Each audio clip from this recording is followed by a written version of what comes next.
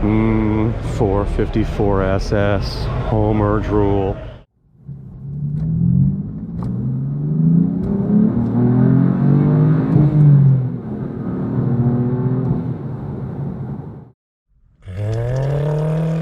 Oh, sorry you caught me playing with my toy. Hey, welcome back to Doug's Cars, y'all, and welcome to Chattanooga, Tennessee. I am here for the Chattanooga Motorcar Festival, which is in its second year. They didn't do it last year for, I don't know why, for some reason.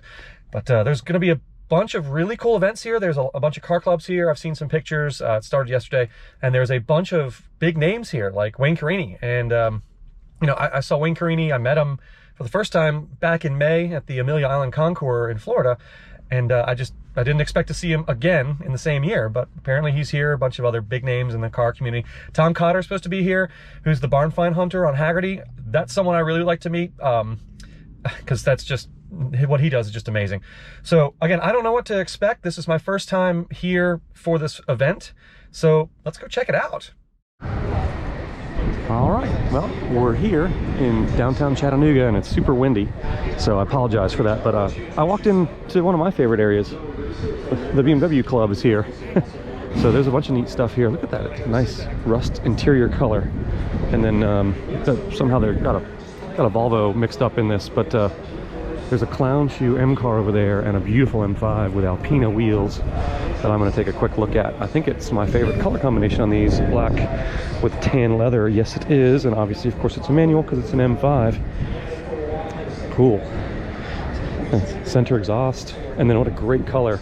I actually ordered a 3 Series in that color, blue, but I ended up getting that M4 I had a couple years back instead. Well, I just walked in the gate, so let's see what else we got right here. I seem to have stumbled upon the Italian section. There's a lot of Alphas here. Milano or 75 as they were called in Europe, I believe. One of these. Oh, and they've got some racing going on that's apparently taking over the soundstage. GTV6. One of the Giulias that are really nice. They really need to fix their sound going on over there, but oh, another GTV6. These are pretty rare in the US anyway, mainly because they didn't last very long, but they're cool cars. Yeah, 2.5 V6. You got dealers here too, of course, and this is the first time I've actually seen the new Grand Cherokee. Well, it's really supposed to be quite nice. I haven't been in one, of course, because I've not even seen one in live yet. But we're not here for that. We're here for this kind of stuff, and there's other cool stuff over there in the Weston parking lot.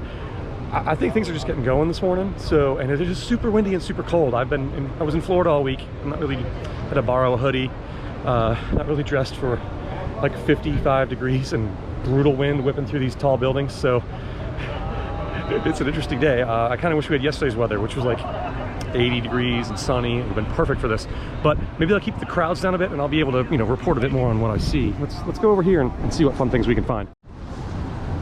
I knew I'd come to the right place. An F40. It was only the second one I've ever seen. The other one was at Amelia Island back in May. Ferrari of Atlanta has quite the spread going on here. And of course these all got rained on overnight, because we definitely had some rain, but what an amazing car. I mean, you know, these are too, but F40 is really where it's at. And then they've got other antiques over here. I see a 288 GTO. I mean, this Superleggera right here is just gorgeous. Yeah, I think I found the right place. This one has Vignale coachwork, and they're pumping music over here, unfortunately, so I gotta talk over it so I don't get a copyright report. But look at the colors on this one. That's just beautiful. I know nothing about it, so please write in the comments below. Down there is a 250 California. There's a 275 GTB. And I'm just going to walk along this line of classic 1960s Ferraris. There's another 250. I mean, this, I believe I saw this one at Amelia. It was in this color. It's a 52. An absolutely stunning color. And then there's a 57 here. But I mean, the color on that is just, I mean, I like blue cars. I showed the Z3 clown shoe earlier in my favorite BMW blue of all time, but that is just marvelous. The Griffiths are all here, which is pretty cool, and there's entertainment for the children, but all these Griffiths, that's awesome. This is not something you see very often, and that guy right there in the red, white, and blue is Tom Cotter of Barnfind Hunter. I'm gonna go meet him in a moment, I hope. But look at this, like, just what an unusual and cool set of TVRs and Griffiths.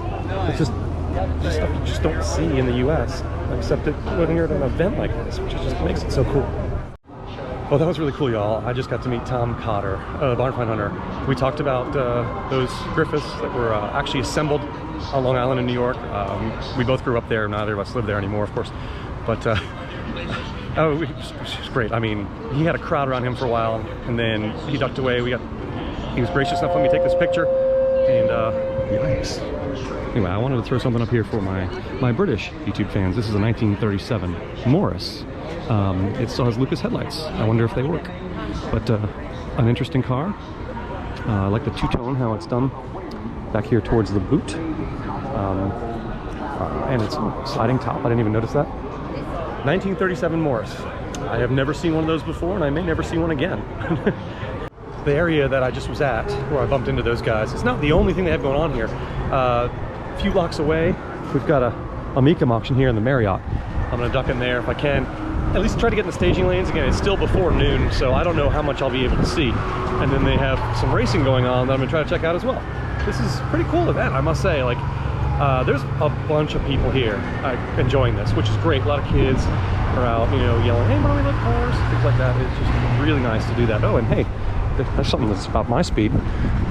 NAS Defender in AA yellow. Very, very nice. I think I hear an auction, y'all.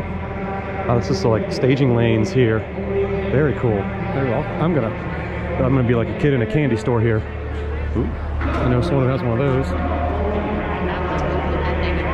Oh wow, there's all kinds of weird and crazy stuff here. What is this? It's like a T-bird that made into look like a Mercury. Nice and caddy. Oh, one of these crazy Sevilles that was made into a two-door. 1946 Chevrolet pickup. There's a DeLorean here. And there right in front of me is where all the auction action is happening. I don't know how close I can get because I'm not a registered bidder. But let's take a look. I'm sorry, y'all, I got sidetracked. Look at this beautiful Pontiac. It's a 53. Okay, that's what I was thinking. Look at the paint on it. It's a metallic. They probably didn't even have metallic flake like that back then. Next to this, also beautiful, probably like a 49 or 50 Cadillac convertible. Power windows so old that it's probably 48. Okay, it's a 48. It'd be hydraulic in the 48, I'm pretty sure. I haven't made it too much closer to the auction itself, but there's a Fury here. I want to take a look at the front of this Pontiac that I was showing y'all a minute ago. It's got the fog lights. It's got all kinds of aftermarket goodies on it. Big, straight 8. Because it's a 53, and they didn't have V8s in 53. Look at that. The clock there. Radio, heater controls. And then just a few years later, 64 Imperial parade float. I'm still walking. I'm still walking. I'm still walking. Oh, I made it to the end of the car. What an awesome ride this is.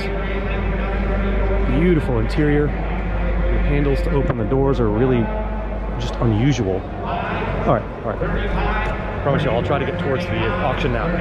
Yes, sir. I have 15 now. I have my inflation at 16. I have my 15 pounds out of it. Square body C10 Chevrolet. Looks like it's slammed. 16,000. 16,000. 16,000. Now I'm going to do 16. 15,500. Oh, now 16. 15,500. 16,000. So 15,500. So $15,500. Chris. That's 41. Somebody got a good deal on her. Okay, now I really am in the staging lanes. Check out this awesome 78 Trans Am in gold. A lot of these came in black, of course, because of Smokey and the Bandit. No shame there, but this is really cool. You've got the louvers from that time period. Oh, wow. Buick Special with only 3 Ventaports on the side, not 4. Somebody's already auctioning off a brand new Bronco with a hardtop. So this one maybe has had the hardtop replaced by Ford. I don't know. I'm not fully up to date on all that stuff, but it does have the hardtop that they've had issues with. All ready for sale here.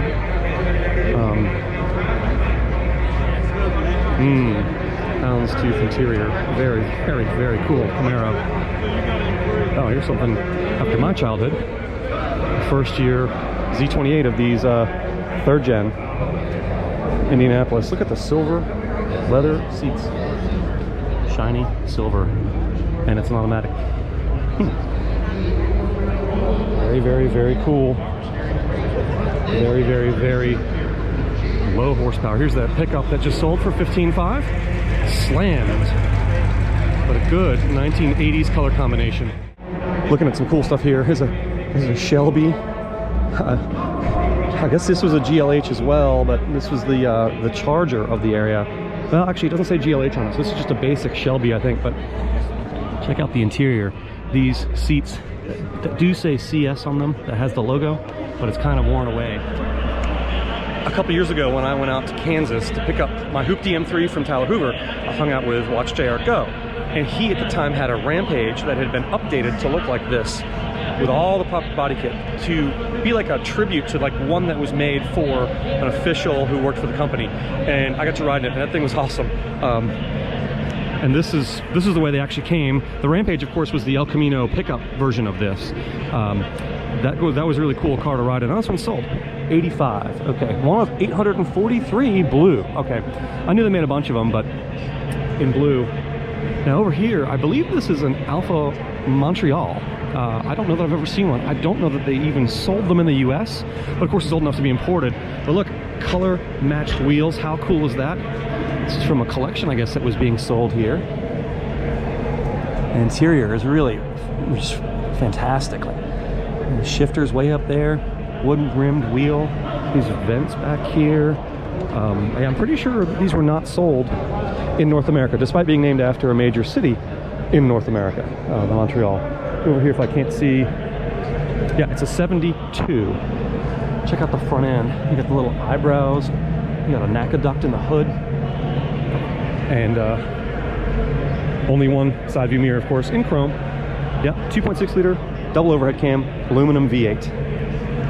Very cool, very rare. Here's a couple of trucks that are more my speed. This is a 39 Ford. Obviously, it's got a reproduction Tennessee tag on it. Nice red and black interior here. Very, very Spartan, of course. But actually something that is more my speed, and probably something that is more my pocketbook, is this 94 F-150 here, which is a super cab, extra cab, whatever they call it back then. I had a Bronco of this era with the same seats, same dashboard, same column shift. This one,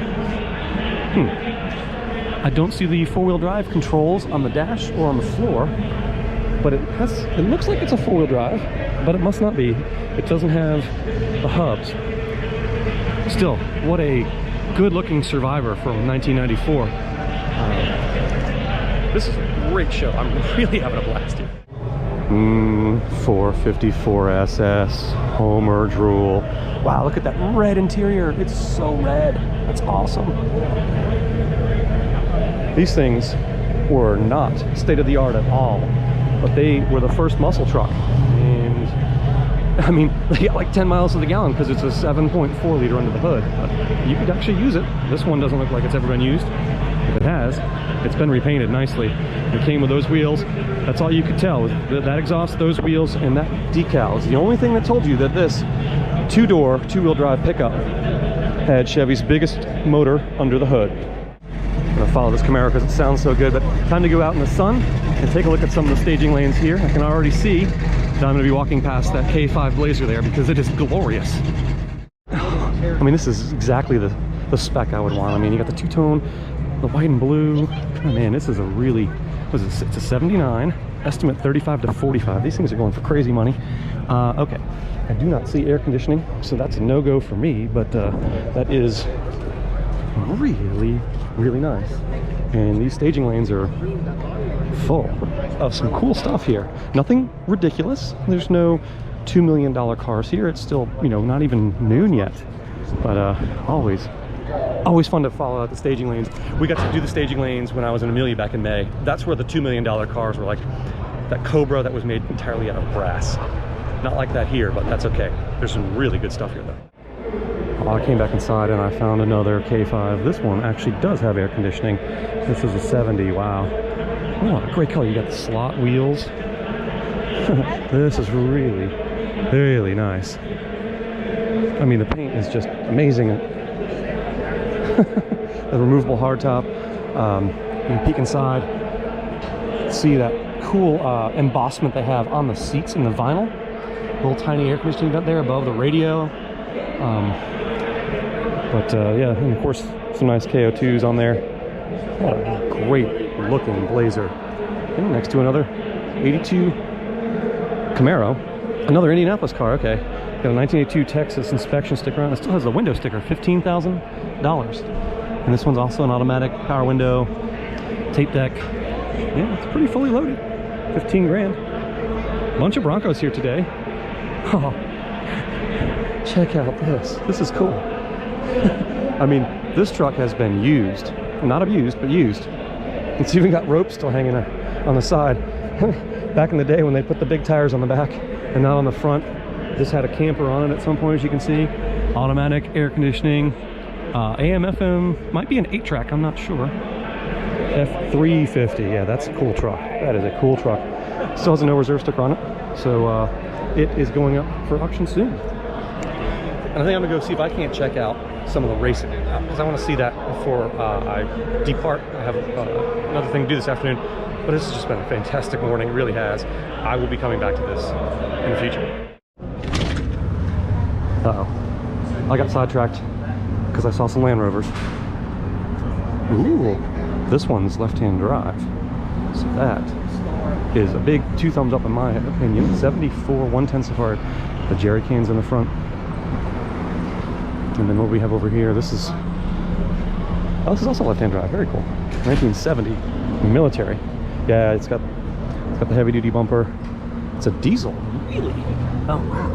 Now that is not something I've seen before. Restored green paint, 2200cc diesel engine. I guess because it's a military one. And take a look at this. I love the pickup versions of these. They are so unusual in the US because I don't believe they were ever sold here. This is just really sweet. 7145 FJ45. Original winch in the front, or winchy. That is just this video is going to be 4 hours long because I'm just going to talk about every single car I see that I like, and they're all worth talking about.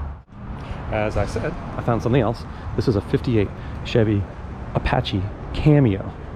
And what's cool about this is it has the slab-sided bed. Those were actually added on to the regular bed. This was like the first luxury truck. And it doesn't really look luxurious inside, but it had these bed sides added on over the regular step-side bed.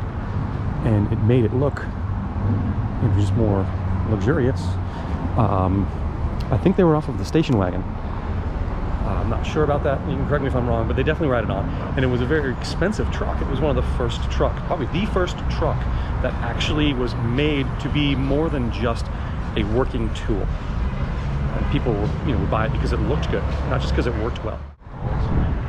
Oldsmobile. Now, this, if I spy with my little eye, is a factory air-conditioned convertible. So this thing is fully loaded for, like 1958. You've got your AC vent there. There's some on the dash, another one over there. Power windows, power top, beautiful interior, fender skirts, all the chrome in the world. I mean, it's just crammed in there with all the air conditioning components. Oh, it's a 57, I apologize, 57. The sweep spear along the side. And let's just, for fun, take a look at how big the trunk is. You could sleep 6 in there. Down by the river here, they have another setup, and that thing is awesome. And that Suburban, of course, they're cranking out the classic rock, so I'm gonna have to talk over it and hope to not get any type of copyright infringement. But man, there's all kinds of cool stuff here. And straight ahead, where all that scaffolding looking stuff is, where there used to be some kind of warehouse, is where the races are. But this is just where people brought out their own cars, and there's some cool stuff here. I mean, Beetle next to a Mustang, and an SL, 928, NSX is over here, and yeah, this is a really cool event. I was talking with a local. I walk over here, and he said they had everything shut down since Wednesday, all the roads and everything, and they just have had a fantastic outpouring of support for this event, and I'm really glad. I mean, this has been a great day. Just all day long, it's been so much fun. I found it, the star of the show, a Geo Metro convertible. This is hilarious that someone brought this, and I'm so glad they did, because this is just ridiculous. Obviously a manual, very, very yellow. Antique tags on the Geo. Next to this four-door Chevelle Malibu, that's obviously got a little power under the hood. All right, let's go up over the bridge here and take a look at some of the vintage racing they have. Oh, they're coming past. Here's something else right up my alley. The world's fastest wrecker at Talladega. This was, it's even got air conditioning, and it's still the world's fastest wrecker. That's awesome. There is a wrecker museum here in Chattanooga. It's a Silverado even. Wow. That is definitely worth checking out. I need to do a video of that sometime. But oh, and then I was coming this direction because I saw the Raminator here with the giant ram on the side. Looks like it's sponsored by the local Dodge dealer, which appears to be Crown. Well, it's in Cleveland. That's not that local. It's a few miles up the road, but that's oh, it's got light up eyeballs and crazy suspension. Look at the engine. Oh wow. It's rearward facing, and it has a giant blower on it. One of the brass cars just pulled off the track. Oh, looks like they might be going back on. Might have had some kind of issue. Oh, here. Oh, they're turning up there. Still racing after all these years. Well, walking up here on the car, I think it just is about to win the event. You can see there's a First Olds there. Miss Linda Vaughn was here earlier. And that must be the winning car and the winning team, dressed in their whites like they would have back in the day. And it looks like they've gotten a little dirty like they would have back in the day. I've got people here with real cameras, unlike my GoPro. And of course they're sponsored by Volkswagen, which has a factory here in the Chattanooga area. A little further along, and I found the paddock over here, and it's like they call themselves the Ragtime Racers. That one's got some nice patina on it. A lot of brass era, of course. This white one, a Lozier, which is definitely not a brand I'm aware of, but wow. There's definitely no windshield on this one. We can do both. Why don't we do the EMF since we both are? Okay. Richard, take picture of Hudson from Michigan. Interesting. I didn't realize that was you. Straight 6 flathead. Very cool. That looks like something someone assembled in their garage, which is awesome. Yeah, all this brass era stuff is really cool, and it just keeps on going. And you can see these guys right in front of me here. Certainly we're driving today.